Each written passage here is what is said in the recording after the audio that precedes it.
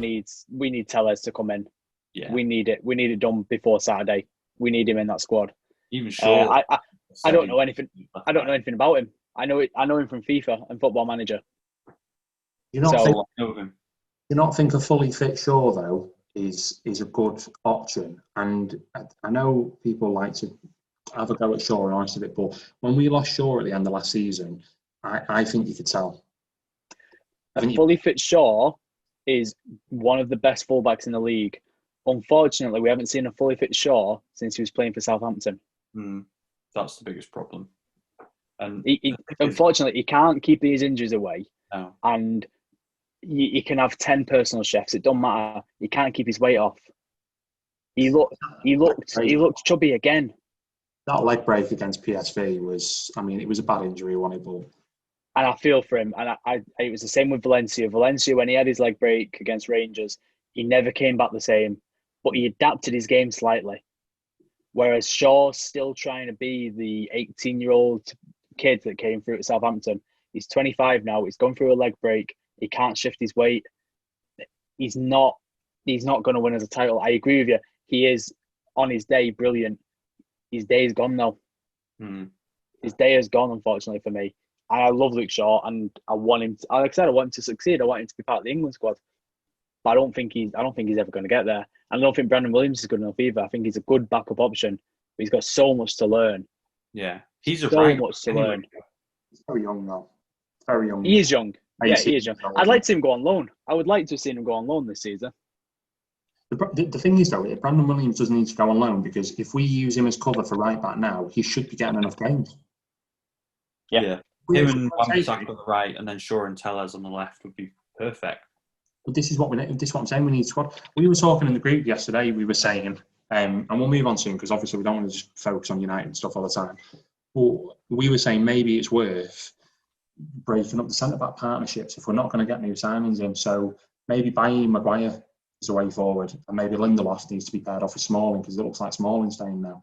At least you've got a bit of contrast in styles. Then Lindelof and Maguire are quite similar.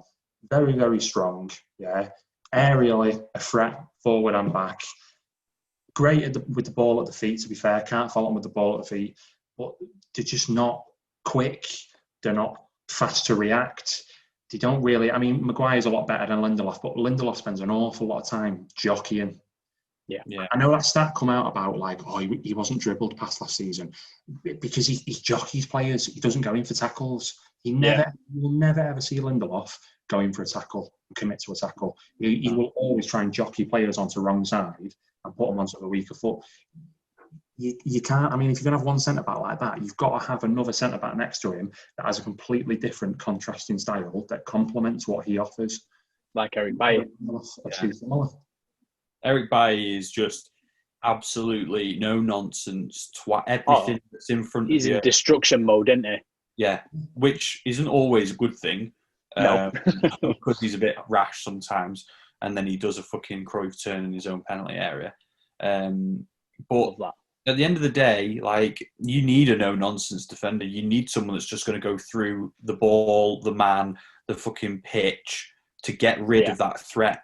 You need that, and you need him alongside a ball-playing defender who's got to be able to zip balls into midfield to Pogba or Bruno dropping in. So you need that balance, and Lindelof and Maguire don't look like that balance at the minute. No. And that's one thing that needs to be addressed with our defence, I think, which is mad that we're talking about this because we had the third best defence in the league last year. Yeah, like you said, Lindelof and Maguire are too similar for my liking. Way too similar. I love Eric Bailly. I think Eric Bailly is our best centre-back. I rate him over Maguire. But like I just said about Shaw, he hasn't been fit since we signed him. No. Because he's so rash and because he's so erratic, he dives into everything, and I love that, and I love the passion. But it's just ruining him with injuries to the point where he can't get a run of games in the team. No. On his day, no one's getting past him. The guy's a fucking machine. Yeah. But he can't stay fit. So then do we take this risk of getting rid of him and getting someone else in and him being world-class somewhere else and staying fit? Or do we take the risk? We've got 7 centre-backs. I know, it's ridiculous. We've got 7 centre-backs and we trust one. We need Upamecano. I keep saying it over and over again. We could go out and get Upamecano now for 45 million, but we're not going to do it. I would like to see Tuanzebe get a chance. I really would. I think when he's fit, I think Tuanzebe is a very, very good defender. I like Mendy. And Mendy or Mengi, like I've not seen much of him, but he's the one that's getting the rave reviews, like Tuanzebe was when he came in a couple of seasons ago. Mm. But again, you remember the games that Tuanzebe played last season? He was deployed as a right back. Like, what is our obsession with taking fucking defenders and putting them at right back? When Diego Dallo is literally just sat there. But this is the thing, people aren't going to get a chance. If Dallo's not playing, yeah, fair enough. But let him go, sell him. Yeah, if exactly. Jones isn't playing, sell him. If Rojo's not playing, sell him. We need to be getting rid of fucking players, man. Transfers, anyway. I mean, Regulon, I don't know. Yeah. Say his name. He's a very tidy right back. He went to Spurs. He's going to improve them massively. Obviously, Bale was the big transfer news last week. If they can get anything even close, I know we said it before, even close to what Bale produced at Madrid, they are getting a top class loan out of him this season. Yeah. Other transfers, what you got like out of transfers that are due to happen, or transfers that have already happened? What's caught your eye? I just want to touch on the Regulon one. I'm glad we didn't sign him in the end, because I'm glad it's basically a over exaggerated loan. Yeah. Like I am so glad that we're not bending over backwards for Real Madrid. Like, yeah, my mate's a Spurs fan. He's like, well, even if we only get 1 or 2 seasons out of him, we've got it. Yeah, but you're going to be stuck in the same position like Ben Davies for your left back again. Yeah. Like, and then you've got to spend another 40 million to replace him. I'm glad we didn't succumb to it. I'm gutted we've missed out on him. I'm gutted that we couldn't just do what Inter Milan did with Hakimi and just say, no, we're not paying you. We're not going to put a contract in that says buy black. Here's just an extra 10 million euros. Sod the buyback clause. We're just going to buy him outright. And Real Madrid was just like, yeah, all right, calm. Yeah. I don't know why we couldn't have done that. But obviously we didn't want him enough. And it would have been the same with Bale as well. I'm glad we're not paying him 300 grand a week on a loan. We've just done the same with Sanchez. And now I fucking love Gareth Bale. I think he's one of the best footballers I've seen ever. And if he can recapture it, yeah, I'm going to be gutted we've missed out on him. But it's a massive risk. I just don't think he will. I think everyone is going to be disappointed. I really do. On his day, he was class. But his days were 2 years ago. I just... We're not going back to this again. But Chris is laughing because us three had a massive fucking debate and argument in the group chat because me and Chris were pro Bale and Lee was definitely not. Like I said, I'm glad he's come back to the Premier League. I do wish he'd come to United because looking at our forward line, anything is better than nothing at this point. Wow. But it is a massive risk. In terms of rumour transfers that I've seen just recently, Telles is the big one for United. I've seen this priority list of left back, centre back, and right winger. I mean, the whole Regulon situation distracted us from the fact that we needed a centre back until everyone watched us again and realised, fuck me, we need a centre back. Yeah. It might be a blessing in disguise, that loss. I agree completely. I absolutely agree. So Telles, to get Telles in, if it's 20, 25 million euros, just fucking pay it. It don't matter. Yeah. The guy is he's an international. He looks like a good player from what I've seen. I've only seen YouTube and FIFA, like I said earlier, so I can't comment too much. But if it's 20, yeah, he's got some good stats in terms of his like assists and contributions to goals. Centre back, get Upamecano in. I don't think it's going to happen. I don't think it will happen. I think he's going to keep Smalling potentially. I know Roma, the Roma director really keeps on speaking about him all the time, saying he wants him back, but we seem very hesitant to send him back. So I don't know what the hell's happening there. Chris, I think it was you said that we left him out of the squad photos, didn't we? Yeah, they don't want to pay the 20 million that we want for him. Well, no, fuck off. Everyone else bends us over backwards for transfer fees. It's about time we did it with other people as well. We don't need to sell Smalling. If anything, we need to keep him. So if you want him, pay the asking price. Yeah. In terms of a forward, I've not seen anything. Sancho's not going to get done. Like you said, there's no rumours for us at forward. No. Liverpool did the quickest fucking turnaround on a transfer I've ever seen. 16 hours it took them to get Jota done. Yeah. 16 hours. It came out of nowhere. Yeah. And we're going to end up fucking signing Ismail Assar for like 60 million. Yeah, and they wanted him. Liverpool wanted Ismail Assar, and they were asking price. Yeah, I think that ended up being a smokescreen for Jota, because as soon as he had the asking price, they were just like, yeah, you know what? We can get Jota for 45 mil. Well, no, I've heard that they've wanted him for a long time, since before this window. Oh, have they? Yeah, ever since he dicked him, they were like, I mean, right, he's a top player. He's a top player. Do you know what I would buy? Is he? I never thought I'd say this because I criticise his game a lot, but at this point, for what we need on the right-hand side, I would dump 50 million on Wolves' doorstep for Adama Traore. We need a right winger. We need a right winger. He's one of the best in the Prem. Fuck it. That's our problem area. It's a right forward. If we're not getting Sancho for 108 million because we're not going to pay it, go for Adama. Why? Do you know what I'm not understanding about this? Like, I don't understand. The reason why Sancho made so much sense for me, it's got nothing to do with the fact that he's a right winger. He can play across the front three. Yeah. Mm-hmm. That's what we need. We don't need a right winger. We need someone who can play interchangeably between each position, wherever he's asked. We need someone who, if we say to him, you're playing on the left today, he's on the left. You play on the right today, you're on the right. We need you central. We need you central. We need someone who's going to come in and be a perfect swap for Rashford, Martial, or Greenwood. So I don't know why everyone keeps going on and saying, "Oh, we need a right winger. We need a right winger." No, we just need. Then look at that pitch map. Look at that pitch map from Saturday, where we're so hesitant to go down the right because we haven't got a right winger. Them three, especially Martial and Rashford, are so left heavy that it leaves Greenwood on his own on the right. I think you'll think exactly the same as me. Greenwood should be in the middle. Yeah. Greenwood, with how full-footed he is, should be absolutely in the middle. And I don't think Rashford's there right now. So I've got a cat climbing up me. Rashford needs a break. I don't know. I think this right winger. I said to you in the group chat, Perisic for me would have been the one. If we're not going to get Sancho, Perisic is that player that can play across the front three. Yeah, experience. Yeah, I'd like because if we're not going to sign him, get him on loan like Bayern did. Get him on a 1 year, 2 year loan, pay like 12 million. He's going to be great. And if he's not great, we'll leave him on the bench. No drama. Exactly. He'd be a decent option off the bench. And for the experience that he's got, been there, done it, fucking even got to a World Cup final. Do you know what I mean? Yeah. He's done it against us, isn't he? Oh, yeah. He's done it on every single stage. He does it in the big games, as far as I'm concerned, Perisic. I just think someone... I hear what you're saying about the right-hand side, and I completely agree with you, but I think that comes from the back.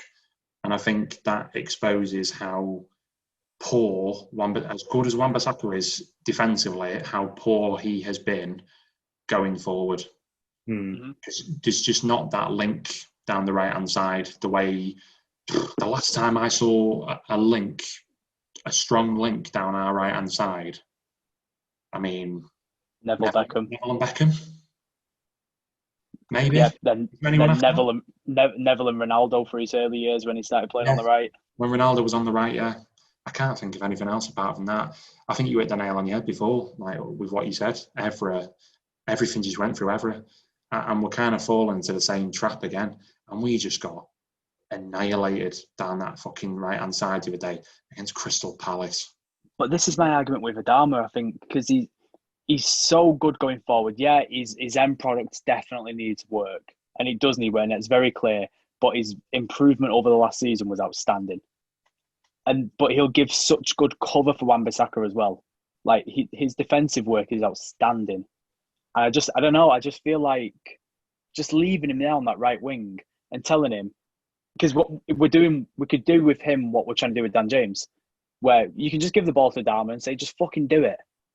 And then he drifts in as well, like we were doing a podcast during it, the Wolves and Sevilla game.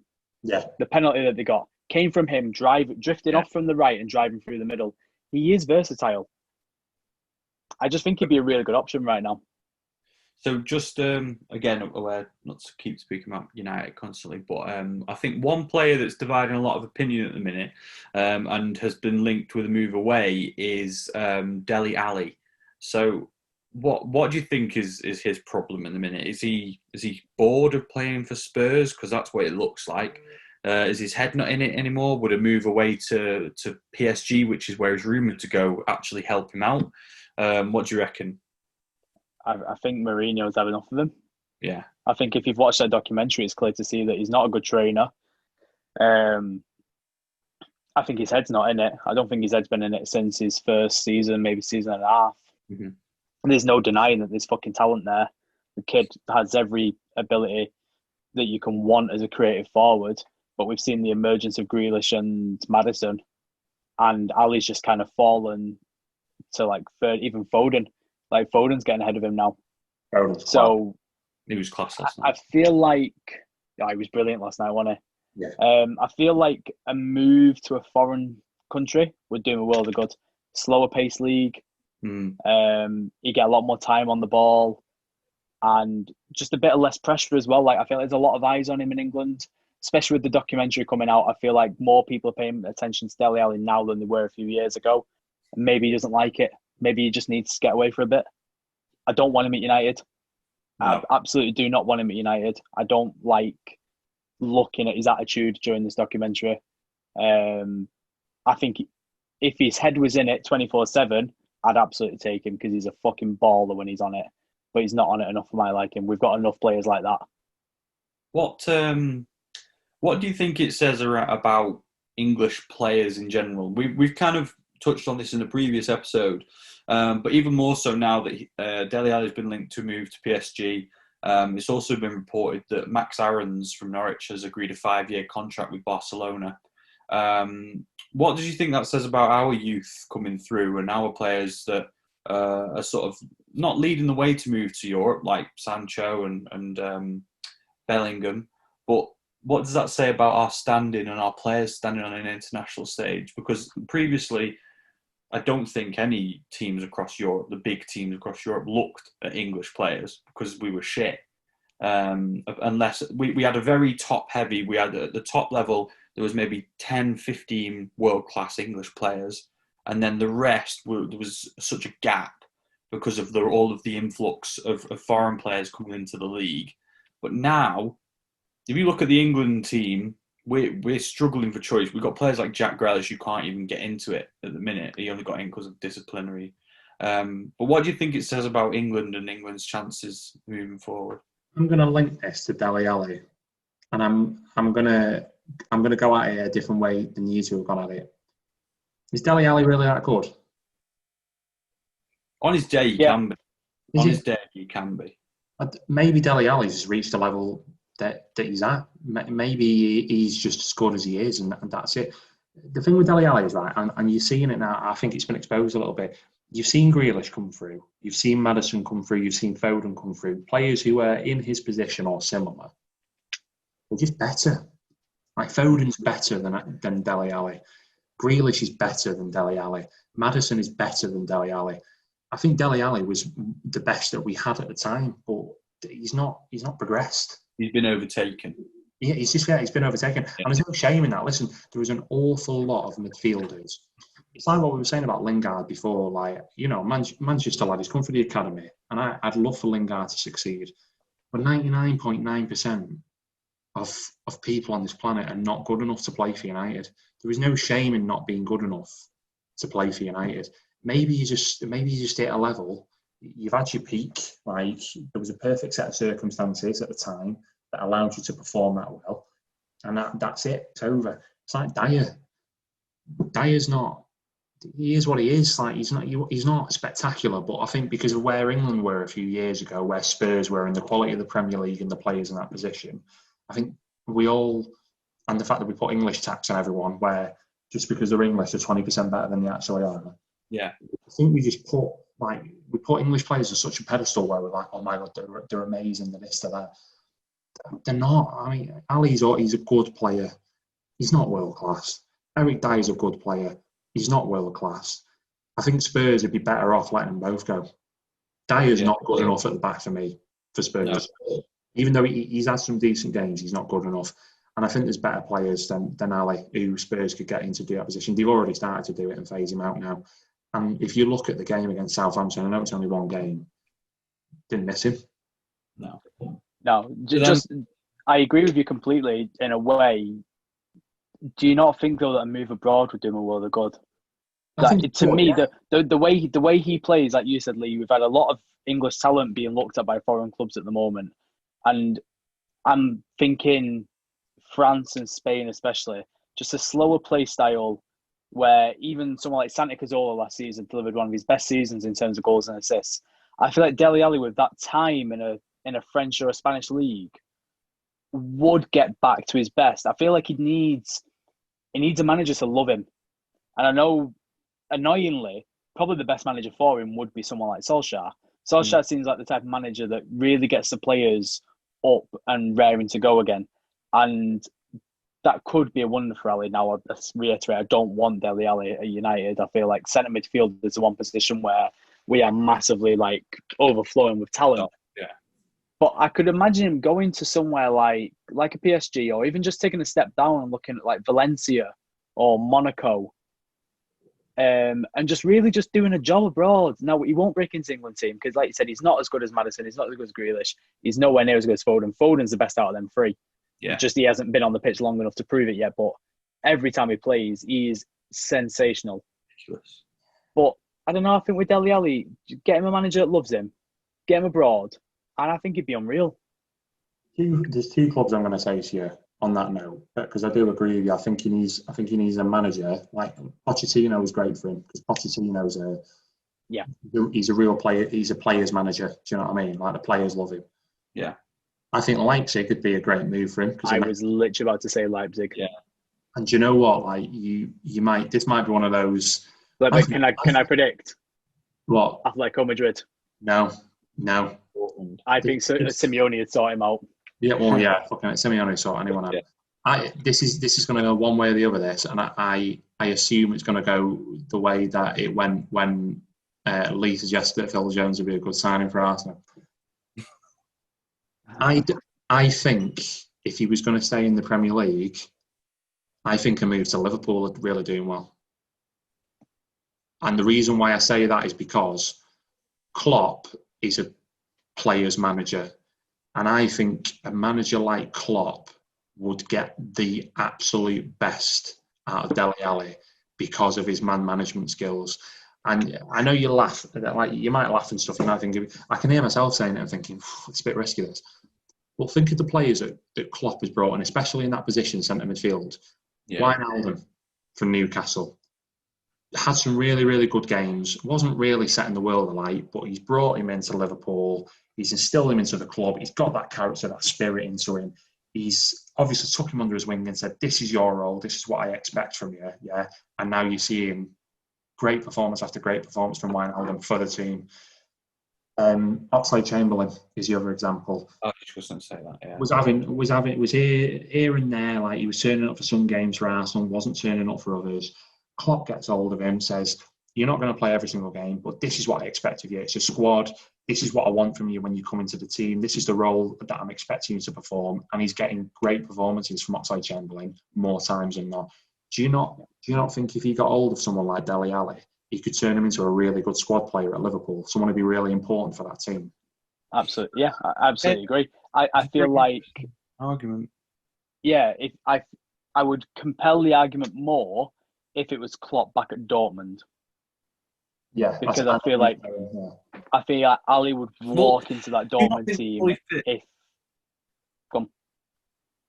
I was just going to say, do you not think a fully fit, full firing, bearing in mind Klopp has to get the best out of him, do you not think that would improve Liverpool's midfield? It's a weird one because he plays behind the striker, doesn't he? And he'll be taking that Firmino role in System FC. Might score more goals. Well, that's not fucking hardly. You'd score more goals than him. There you go. There you go. You see, it's a dark horse idea, I think, that is, Collins. I'm not. I like it. Not too mad about it, to be honest. Yeah, no. I think it's a good shout because you're right. He does need a manager that'll put his arm around him, and Liverpool are arm around your manager FC. But I think that the only thing that would stop it from happening is they have players in their team that no matter where they've come from, like the epitome of that team is Andy Robertson. They run and run and run and run, and they put 1,000% into everything. I don't think Dele Alli would do that. That's the only thing that would knock it down for me. I just don't see him going to Liverpool as a realistic. The theory is there, but I don't see that as a realistic transfer. Leipzig, on the other hand, is both theoretical and kind of practical.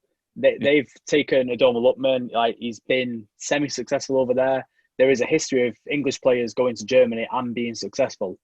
Yeah. And Nagelsmann and that project he's building there, I think would entice a lot of young English players. We forget, I don't know if I've just realised, he's 24 years old. Yeah. Dele Alli's not old.